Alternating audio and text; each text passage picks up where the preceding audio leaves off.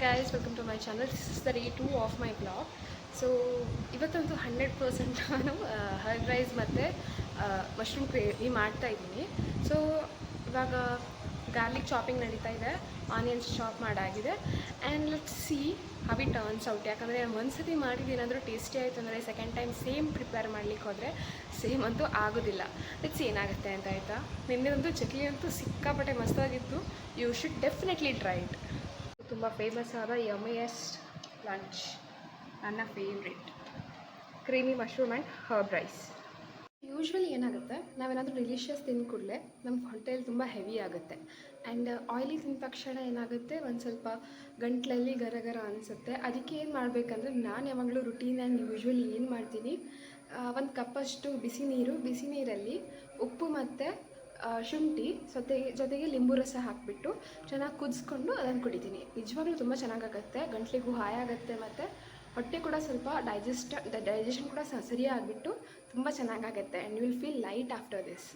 So that's it. And it was so delicious. ನಿಜವಾಗ್ಲೂ you should try herb rice and creamy mushroom gravy. You will love it definitely for sure. As I said, ನಿನ್ನೆ cake ಮಾಡಿದ್ದೆ. And ಇವಾಗ evening ಟೈಮಲ್ಲಿ ನಾನು usually cake delivery ಮಾಡ್ತೀನಿ. And ಅವ್ರು ಹೇಳ್ದಂಗೆ 5 o'clock cake delivery ಇದೆ. ಸೊ ಇವಾಗ ಕೇಕ್ ತೊಗೊಂಡು ನಾನು ಹೊರಟಿದ್ದೀನಿ ಹಿಂಗೆ ಡೆಲಿವರಿ ಮಾಡಲಿಕ್ಕೆ.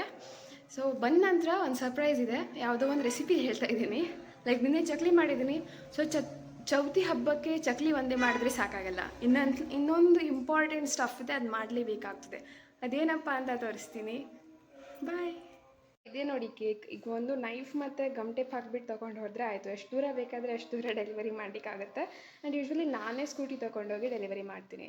ಸೊ ಕೇಕ್ ಡೆಲಿವರಿ ಎಲ್ಲ ಆಯಿತು. ಆಮೇಲೆ ಇವಾಗ ಕೇಕ್ ಡೆಲಿವರಿ ಆದ ನಂತರ ನಾನು ಬರುವಾಗ ಹಾಗೆ ಒಂದು ಸಣ್ಣ ಶಾಪಿಗೆ ವಿಸಿಟ್ ಮಾಡಿದ್ದೆ. ಬಿಕಾಸ್ ನಂಗೆ ಸ್ವಲ್ಪ ಕೆಲಸ ಇತ್ತು. ಕೆಲಸ ಅಂದರೆ ಏನಪ್ಪ ಅಂದರೆ, ನಾನು ಫ್ಯಾನ್ಸಿ ಸ್ಟೋರಿಗೆ ಹೋಗಿಬಿಟ್ಟು ಸ್ವಲ್ಪ ಸಾಮಾನು ತರೋದಿತ್ತು. ಸಾಮಾನು ಅಂದರೆ ಏನು ಅಂದರೆ, ಲೈಕ್ ಒಂದು ಟಾಪ್ ತೊಗೊಂಡಿದ್ದೆ, ಬಟ್ ಹೊಸ ಟಾಪ್ ಅದು. ಜಸ್ಟ್ ಫಾರ್ 1 ವಾಶ್ ಅದ್ರ ಮೇಲೆ ಇರೋ ಎಲ್ಲ ಕುಂದನ್ ಸ್ಟೋನ್ಸ್ ಬಿದ್ದೋಯ್ತು.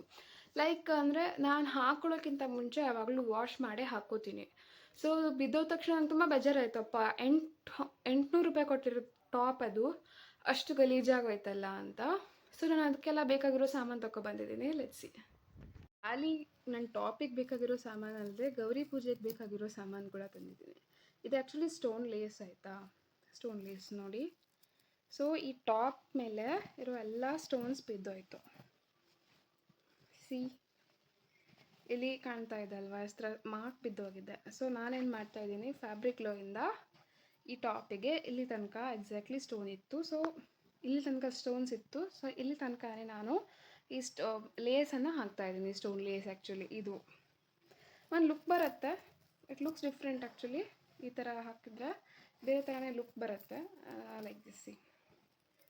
ಇಲ್ಲಿಂದ ಇಲ್ಲಿ ತನಕ ಹೊಲಿಸ್ಕೊಂಡ್ಬಿಟ್ಟು ಹೀಗೆ ಲುಕ್ ತರೋದು ಅಂತ I was thinking like that.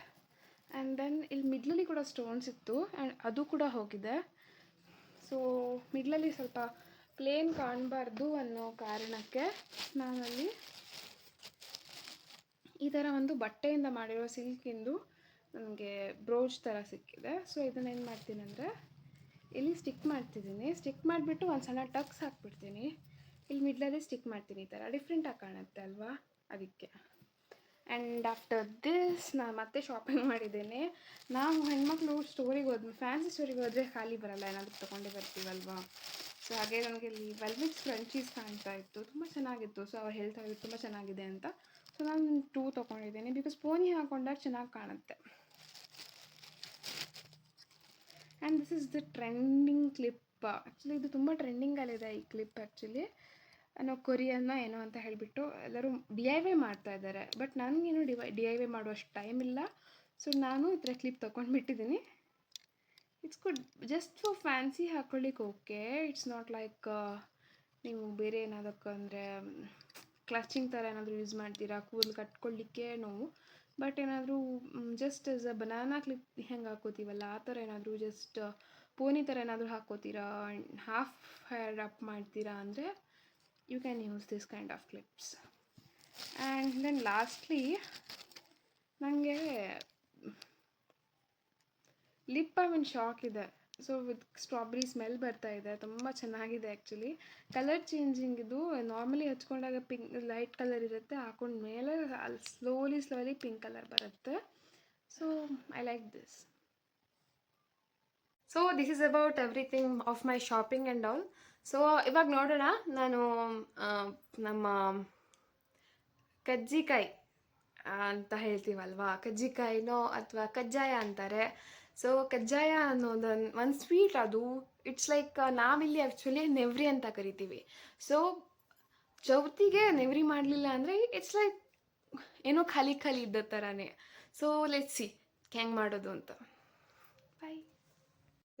So ನಾನು ನೆವ್ರಿ ಮಾಡಲಿಕ್ಕೆ ಅಂತ ಕೊಕೊನಟನ್ನು ಚೆನ್ನಾಗಿ ರೋಸ್ಟ್ ಮಾಡಿ ಇಟ್ಕೊಂಡಿದ್ದೀನಿ. ರೋಸ್ಟ್ ಅಂದರೆ ಜಸ್ಟ್ ನಾನು ತುಂಬ ದೊಡ್ಡ ಪೀಸಸ್ ಎಲ್ಲ ತೆಗಿಲಿಕ್ಕಂತ ಈ ಥರ ಮಾಡಿದ್ದೀನಿ. ಆ್ಯಂಡ್ ದೆನ್ ಇಲ್ಲಿ ಬೆಲ್ಲ ಪಾನಕ ಮಾಡ್ತಾಯಿದ್ದೀನಿ. ಚೆನ್ನಾಗಿ ಪಾನಕ ತರಿಸಿ ಬೆಲ್ಲನ ಕರಗಿಸ್ಕೋಬೇಕು ಚೆನ್ನಾಗಿ. ಆಮೇಲೆ ಇದರಲ್ಲಿ ನಾನು ತೆಂಗಿನ ತುರಿ ಮತ್ತು ಎಳ್ಳು ಹಾಕ್ತೀನಿ. ಆವಾಗ ಚೆನ್ನಾಗಿ, ಅಂದರೆ ನೀವು ಎಷ್ಟು ದಿನ ಬೇಕಾದರೆ ಇಟ್ಟರು ಹಾಳಾಗೋದಿಲ್ಲ ಮತ್ತು ಕ್ರಿಸ್ಪಿ ಕೂಡ ಆಗುತ್ತೆ.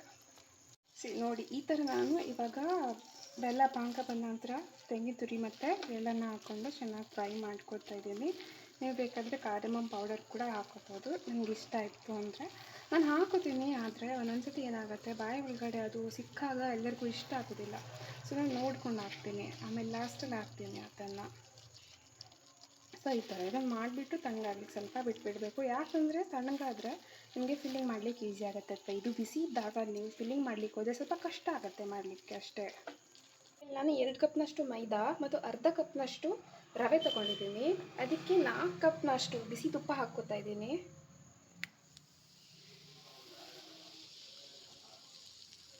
ತುಪ್ಪನ ಮೆಲ್ಟ್ ಮಾಡಿಬಿಟ್ಟು ಬಿಸಿ ಮಾಡ್ಕೋಬೇಕು ಆ ಥರ. ಆಮೇಲೆ ಸ್ವಲ್ಪ ತಣ್ಣಗಾದ ನಂತರ ಕಲಿಸ್ಬಿಟ್ಟು ಗಟ್ಟಿಯಾಗಿ ಪೂರಿ ಹಿಟ್ಟು ಥರ ಕಲಿಸ್ಕೋಬೇಕು. ನೋಡಿ, ಇದು ನಾನು ಫಸ್ಟ್ ತುಪ್ಪನ ಮಿಕ್ಸ್ ಮಾಡ್ಕೊಂಡಿದ್ದೀನಿ. ತುಪ್ಪ ಮಿಕ್ಸ್ ಮಾಡ್ಕೊಂಡಾಗ ಹಿಟ್ಟು ಯಾವ ಕನ್ಸಿಸ್ಟೆನ್ಸಿಯಿಂದ ಈ ಥರ ಇಟ್ಕೋಬೇಕು, ಸರಿಯಾಗಿ ಇಟ್ಕೋಬೇಕು. ನಿನ್ನೆ ಅಕ್ಕಿ ಹಿಟ್ಟು ಥರ ಅಲ್ಲ, ಬಟ್ ಇದು ಸರಿಯಾಗಿ ಇಟ್ಕೋಬೇಕು. ಹೀಗೆ ಗಟ್ಟಿಯಾಗಿ ಇದನ್ನು ಹಿಂಗೆ ಬಿಡಿಸಿದಾಗ ಹೀಗಾಗಬೇಕು. ಆವಾಗ ಮಾತ್ರ ಔಟರ್ ಲೇಯರ್ ಏನಿದೆ, ಔಟರ್ ಕವರ್, ಅದು ಸಿಕ್ಕಾಪಟ್ಟೆ ಕ್ರಿಸ್ಪಿಯಾಗುತ್ತೆ, ಚೆನ್ನಾಗಾಗುತ್ತೆ, ತಿನ್ಲಿಕ್ಕೆ ಕೂಡ ಮಜಾ ಆಗುತ್ತೆ. ಸಾಫ್ಟಾಗಿದ್ದರೆ ಅದು ಮಜಾ ಬರೋಲ್ಲ. ಸೊ ಹಾಯ್ ಗೈಸ್, ನಾನು ಆ್ಯಕ್ಚುಲಿ ಕಜ್ಜಿಕಾಯಿ ಮಾಡ್ತಾ ಇರುವಾಗ ನನಗೆ ಬೇರೆ ಕೆಲಸನೂ ಇತ್ತು, ಲೈಕ್ ಅಡುಗೆ ಕೂಡ ಮಾಡ್ತಾಯಿದ್ದೆ. ಬಿಕಾಸ್ ಆಫ್ ದಟ್ ನನ್ನ ಹತ್ರ ವೀಡಿಯೋ ಶೂಟ್ ಮಾಡಲಿಕ್ಕೆ ಆಗಲಿಲ್ಲ. ಹೇಗೆ ನಾನು ಅದನ್ನು ಡೀಪ್ ಫ್ರೈ ಮಾಡಿದೆ ಅಂತ. ಜಸ್ಟ್ ನೀವು ಶೇಪ್ ಮೇಕರಲ್ಲಿ ಇಟ್ಬಿಟ್ಟು ಫಿಲ್ಲಿಂಗನ್ನು ಹಾಕ್ಬಿಟ್ಟು ಲೋ ಆ್ಯಂಡ್ ಮೀಡಿಯಮ್ ಫ್ಲೇಮ್ ಮಧ್ಯದಲ್ಲಿ ಇಟ್ಬಿಟ್ಟು ಅದನ್ನು ಫ್ರೈ ಮಾಡೋದಿರುತ್ತೆ ಅಷ್ಟೇ. ಅದೇನು ದೊಡ್ಡ ವಿಷಯ ಇರೋದಿಲ್ಲ. ಜಸ್ಟ್ ಗೋಲ್ಡನ್ ಬ್ರೌನ್ ಬರೋ ತನಕ ಫ್ರೈ ಮಾಡಿದರೆ ಆಯಿತು. ನಾನು 15 to 16 ಮಾಡಿದ್ದೀನಿ ಅಷ್ಟೇ. ಅದು ನಾನು ಹೆಚ್ಚು ಯಾವಾಗಲೂ ಮಾಡೋದಿಲ್ಲ. ಚಕ್ಲಿ ಕೂಡ ಸ್ವಲ್ಪನೇ ಮಾಡಿದ್ದೆ, ಇದು ಕೂಡ ಸ್ವಲ್ಪನೇ ಮಾಡಿದ್ದೀನಿ. ಬಿಕಾಸ್ ನಂಗೆ ಒಂದೊಂದ್ಸತಿ ಅನ್ಸುತ್ತೆ ಹೆಚ್ಚು ಮಾಡಿಬಿಟ್ರೆ ಟೇಸ್ಟ್ ಹಾಳಾಗಿಬಿಡುತ್ತೆ ಅಂತ.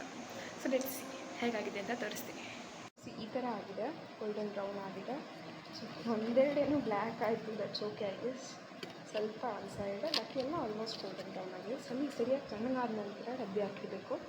ಸೊ ಡಬ್ಬಿ ಮುಚ್ಚಳ ಓಪನ್ ಮಾಡಿ ಚೆನ್ನಾಗಿ ತಣ್ಣಗೆ ಮಾಡಿ ಆಮೇಲೆ ಒಂದು 5-10 ನಿಮಿಷ ಬಿಟ್ಟು ಅದನ್ನು ಡಬ್ಬಿ ಮುಚ್ಚಳ ಹಾಕಿಬಿಟ್ರೆ ಸಾಕು. Guys, that's about today. Bye, let's meet next time.